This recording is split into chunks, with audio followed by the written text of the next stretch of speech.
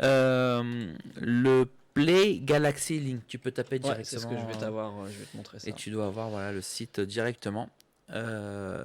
C'est la possibilité de streamer votre PC sur le téléphone. En soi, bon, rien de plus qu'un TeamViewer ou un truc comme ça. Mais c'est surtout que vous avez la possibilité de streamer votre jeu sur le téléphone. C'est-à-dire, vous êtes sur le PC, vous jouez, vous avez envie de faire une pause caca.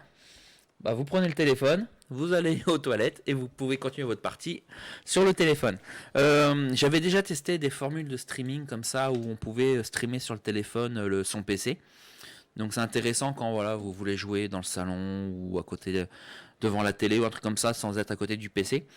Pour des petits jeux, hein, là je vois ça, il y a des photos de Battlefield 5, je ne sais pas sûr que ce soit vraiment fun de jouer là-dessus. Mais voilà, ça peut être cool voilà, de pouvoir streamer son PC sur le téléphone.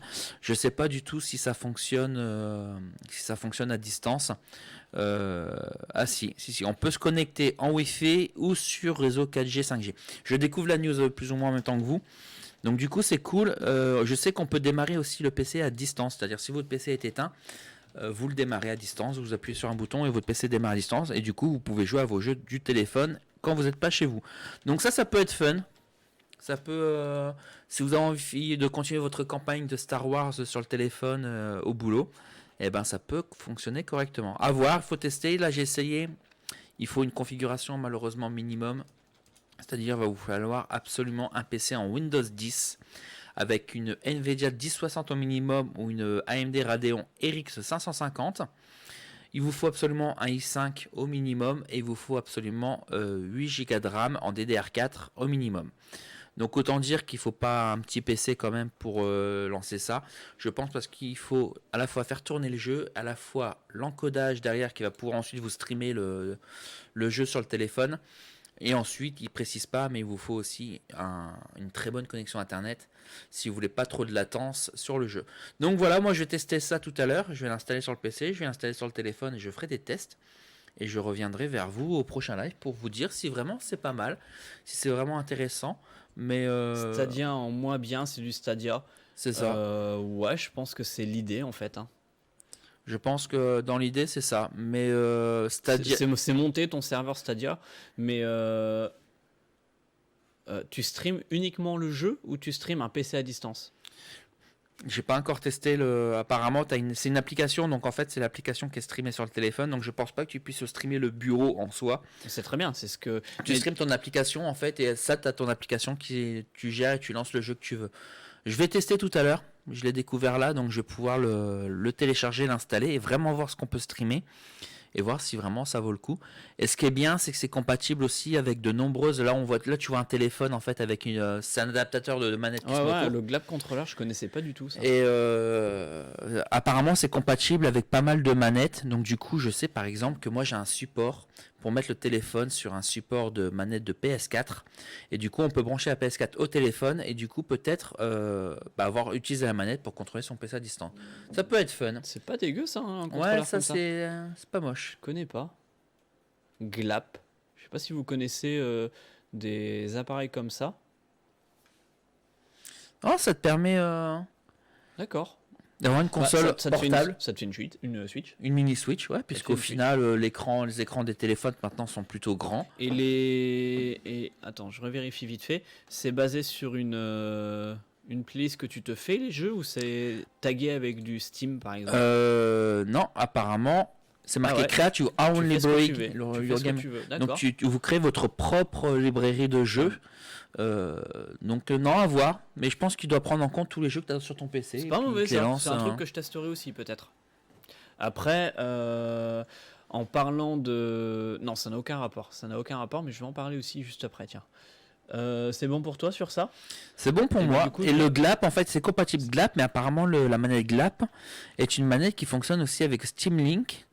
Et qui du coup était développé apparemment pour ça avant, mais qui fonctionne et qui est compatible avec le Play Galaxy Link. Bah écoutez, moi je vais tester ça à la maison, parce que comme j'ai découvert aujourd'hui, j'ai pas pu le tester, mais on testera ça à la maison et je vous ferai un retour, parce que ça peut par exemple Destiny. Je sais que Destiny, j'aime bien y jouer quand je suis en déplacement, et du coup si je peux jouer par exemple quand je suis Pas au taf, on va pas dire au boulot, mais si une petite pause au boulot quand je suis en pause, enfin une petite partie de Destiny, sans avoir à me déplacer avec un PC portable surpuissant, voilà, ça peut faire le taf. Ok. Donc je vais tester ça et puis je vous dirai ça lors du prochain live ce que j'en ai pensé. Ça va. Je retrouve pas ce que je veux. À titre d'information, on le reçoit. What the fuck? T'as dû appuyer sur le mauvais truc, voilà. Voilà, c'est mieux. Oui, le raccourci clavier quand je suis pas dans la Ouais, bonne ouais. fenêtre, c'est pas la bonne. C'est comme hier quand dans l'application de montage, on avait fait tout le montage. Pierre, il va pour taper un truc, il utilise toutes les touches du clavier et là, le montage, il est parti dans tous les sens parce qu'il a utilisé les raccourcis de Adobe Premiere. Laisse tomber, c'est parti. Ah, on faisait des tests de clavier hier. Hein, Heureusement que le CTRL Z, la touche CTRL Z fonctionne. Hein. Hop, je rebascule là-dessus. Tac, tac. À titre d'information, hier, j'ai commandé celui-ci que l'on aura en test dans la semaine. Cool. Oula. Oh, une sacrée évolution. C'est ouais, voilà, c'est l'Oculus qu'on a eu l'occasion de tester il y a un an. Ça a été installé en décembre, donc ça fait un an. Sauf que maintenant, il n'y a plus de capteurs. Il n'y a plus les capteurs à poser sur la table. Ouais, je vois que lui... Il fait une reconnaissance de l'environnement. Et chose pas mal, c'est que ça, ce sont aussi des caméras. Donc en soi, tu mets le casque.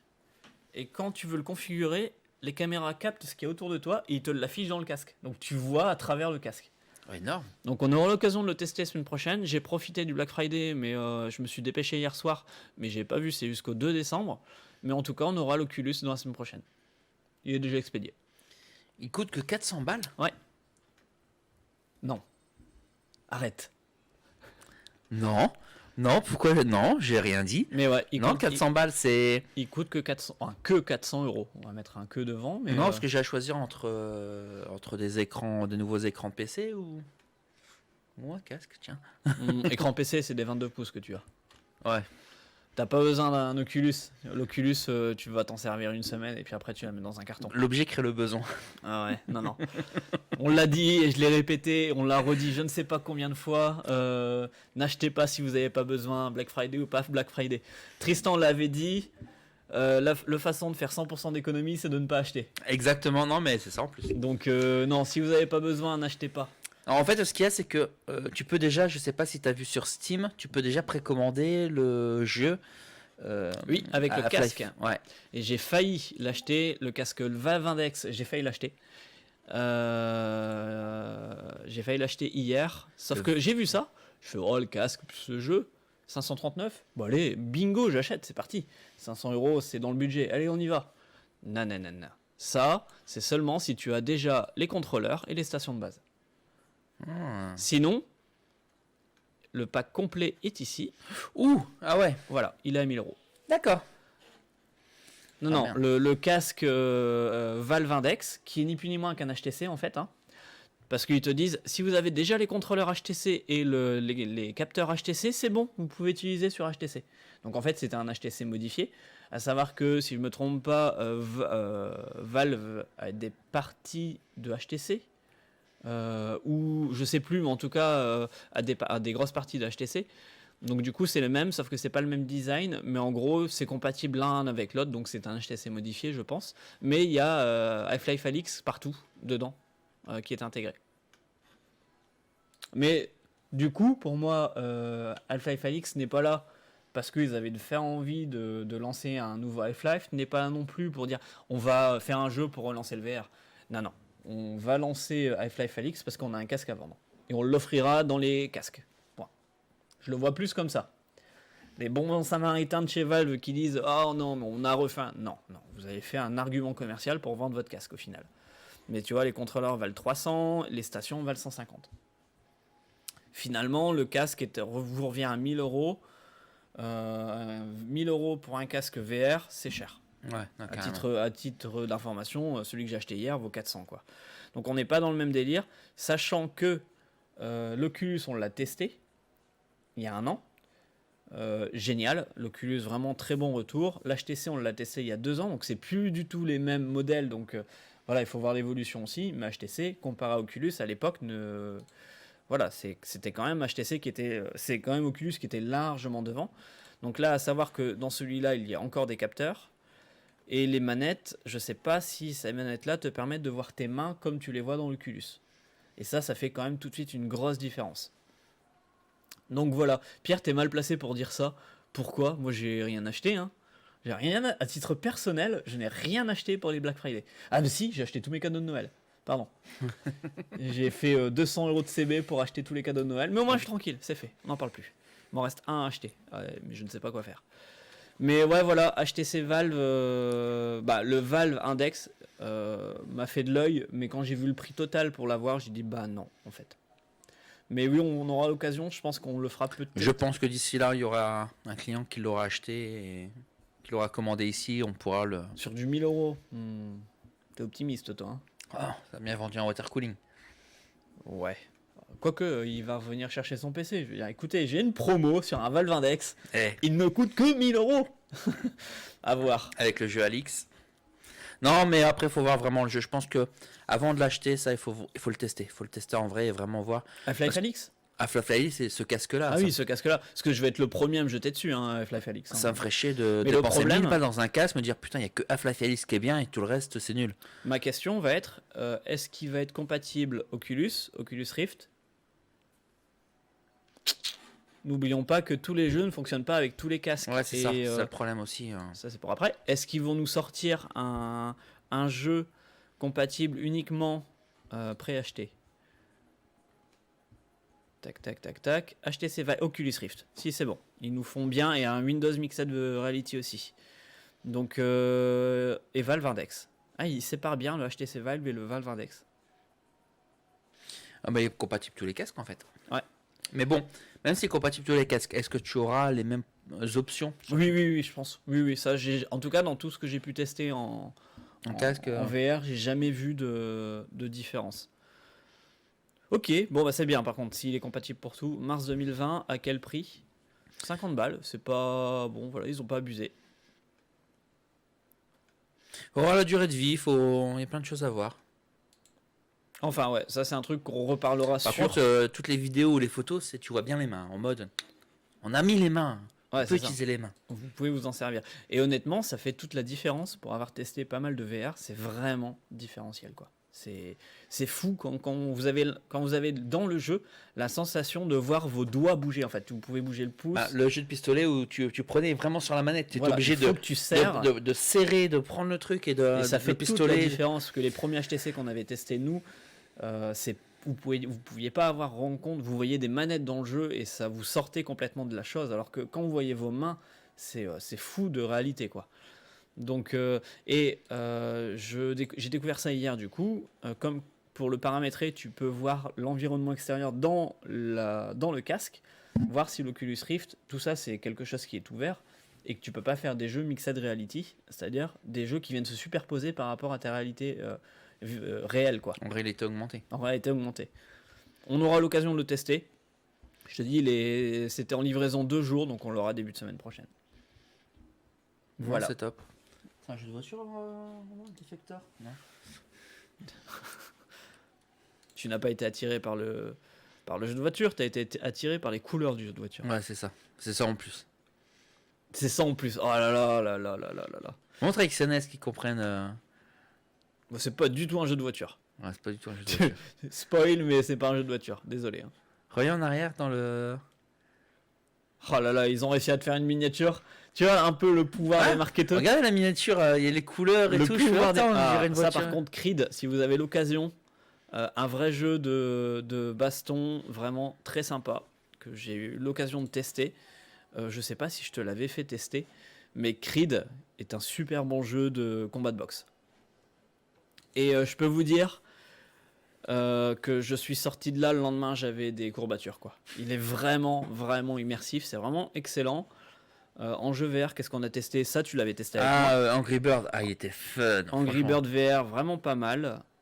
Toi, tu avais adoré celui-là, Roborical. C'est celui-là que tu parlais de avec les. Ah, putain, c'est celui-là, un je suis jeu fan de en celui-là. plus qui est normalement offert à l'achat. Nous, on a eu la chance de l'avoir en full. C'est un jeu qui était offert avec l'achat du casque et vraiment très sympa. Vous devez aller chercher les armes dans le dos, etc.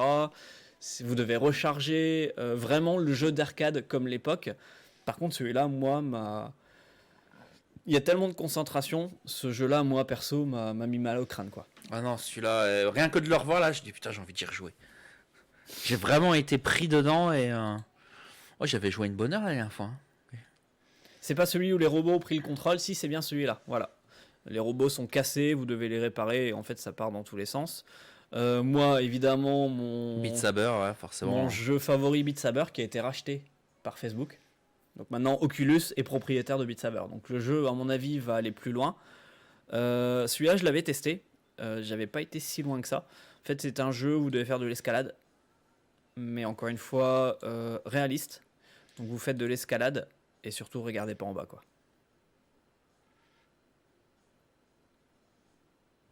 Donc celui-là à retester, je pense qu'avec un casque de meilleure qualité, mais ouais, avec le vide au-dessus, connaissant la réalité de la chose, on a fait des jeux, hein. On a fait des jeux avec du vide en dessous. Moi perso, j'en ai pas fait beaucoup parce que c'est un peu trop pour moi, on va dire. Si je regarde dans les jeux à la une, vite fait, vu qu'on a un petit peu le temps. Super Hot VR, jeu pas mal. Ah, celui-là, j'ai pas trop kiffé. C'est un jeu que j'ai eu en gratos via Amazon Prime. Vader Immortal. C'est quoi ça? Oh, c'est à 7€, ça doit être une expérience. Ça doit pas être un jeu. Bah oui, c'est une expérience. L'expérience qu'on avait du mini Star Wars là. Du mini Star Wars. Avec le R2D2, franchement, j'avais surkiffé. Si je regarde les meilleures ventes, évidemment, Beat Saber.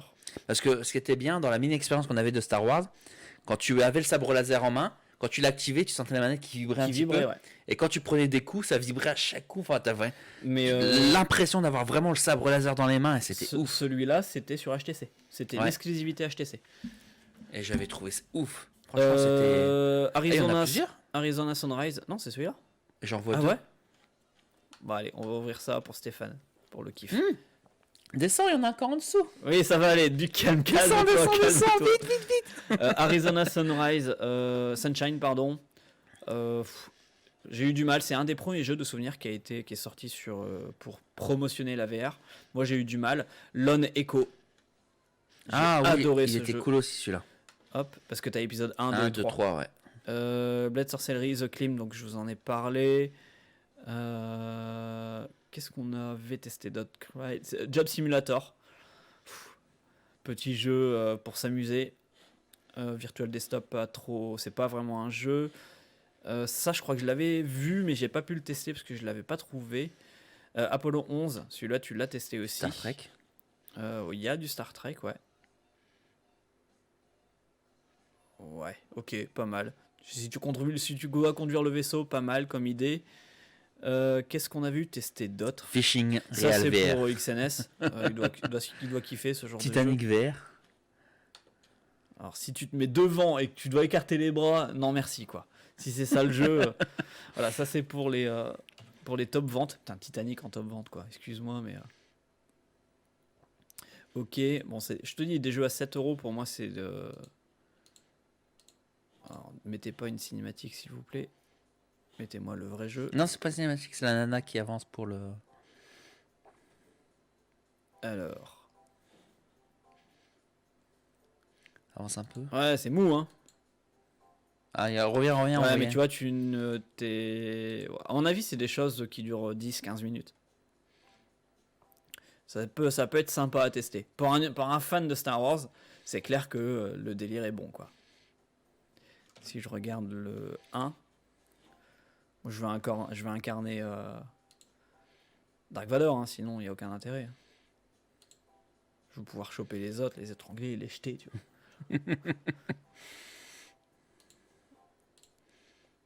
Ouais, pourquoi pas, c'est des choses je pourrais essayer de retrouver. Lone Echo, c'est un des premiers jeux. Je l'avais fait tester à un ami qui était venu. Il est tombé par terre, il a failli me foutre 4 écrans par terre. Il a culbuté dans tous les sens.